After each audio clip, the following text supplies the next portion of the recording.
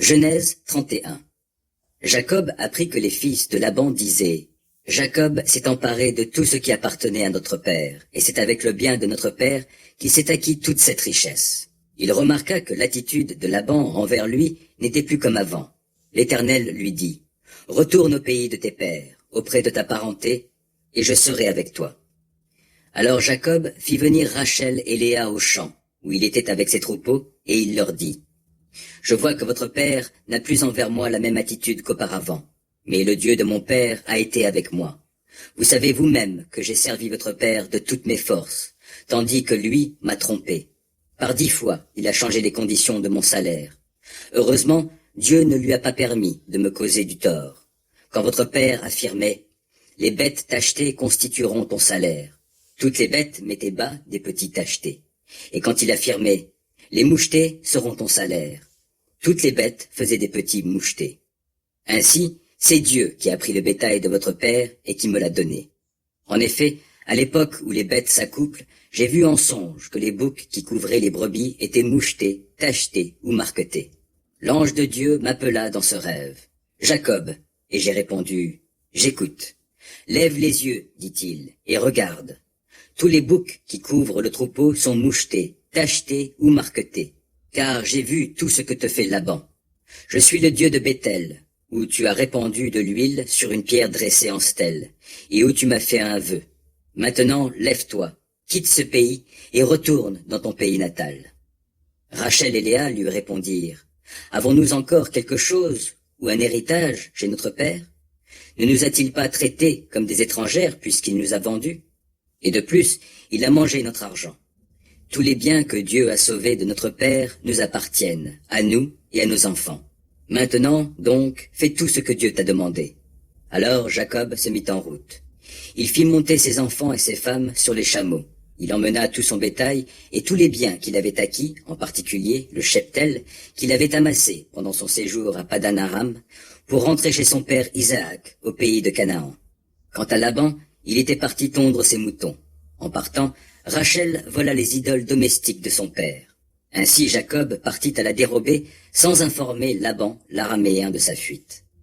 Il s'enfuit avec tout ce qui lui appartenait, il traversa l'Euphrate, puis se dirigea vers les monts de Galaad. Le 3e jour, on avertit Laban que Jacob s'était enfui.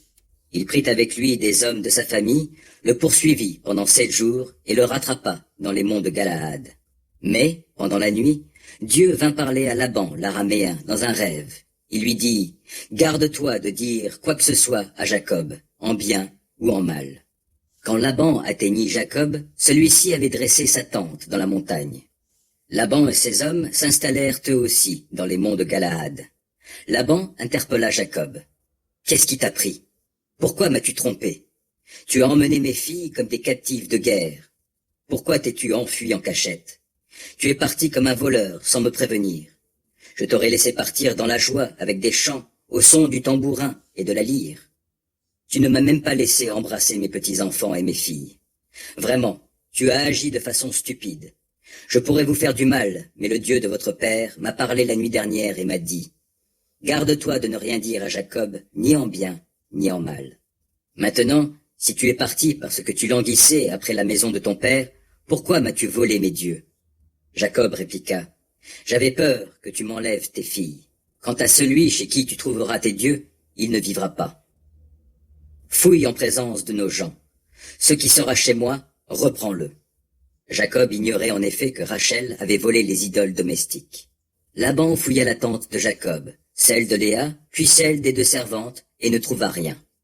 En sortant de la tente de Léa, il entra dans celle de Rachel. Or Rachel avait pris les idoles et les avait cachées dans la selle du chameau, et s'était assise dessus. Laban fouilla toute la tente sans rien trouver. Elle dit à son père, « Que mon seigneur ne se fâche pas si je ne peux pas me lever devant toi, car j'ai ce qui arrive habituellement aux femmes. » Il fouilla, mais ne trouva pas les idoles. Alors Jacob se mit en colère et fit de violents reproches à Laban. « Quelle faute ai-je commise? » s'écria-t-il. « Qu'ai-je fait de mal pour que tu t'acharnes ainsi contre moi? Tu as fouillé toutes mes affaires. As-tu rien trouvé qui t'appartienne? Produis-le ici en présence de mes gens et des tiens, et qu'ils servent d'arbitre entre nous deux. Voilà 20 années que je suis chez toi. Tes brebis et tes chèvres n'ont pas avorté, et je n'ai jamais mangé les béliers de ton troupeau. Si une bête se faisait déchirer par une bête sauvage, je ne te la rapportais pas.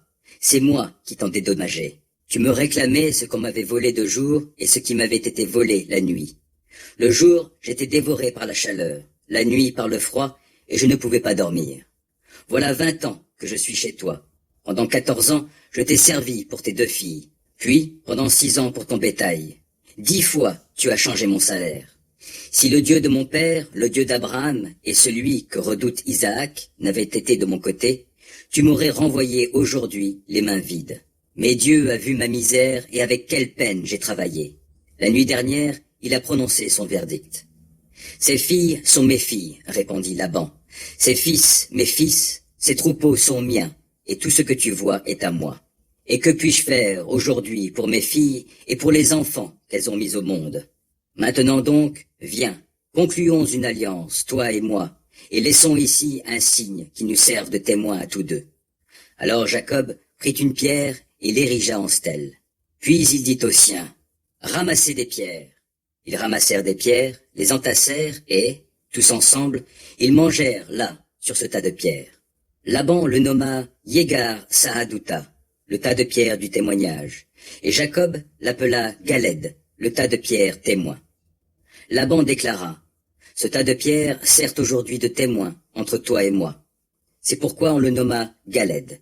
On l'appelle aussi Mitzpah, le lieu du guet, car Laban avait dit encore, que l'Éternel fasse le guet entre nous deux quand nous nous serons perdus de vue l'un et l'autre. Si tu maltraites mes filles et si tu prends d'autres femmes en plus d'elles, ce n'est pas un homme qui nous servira d'arbitre, prends-y garde. C'est Dieu qui sera témoin entre moi et toi. Puis il ajouta, vois ce tas de pierres et cette stèle que j'ai dressée entre moi et toi. Ce tas de pierres et cette stèle nous serviront de témoins. Je ne dois pas dépasser ce tas de pierres et cette stèle dans ta direction, et tu ne dois pas les dépasser dans ma direction avec de mauvaises intentions. Le Dieu d'Abraham et le Dieu de Nahor, c'était le Dieu de leur père, seront juges entre nous. Jacob prêta serment par le Dieu que redoutait son père Isaac. Puis il offrit un sacrifice sur la montagne et invita sa parenté à un repas. Ils mangèrent ensemble et passèrent la nuit sur la montagne.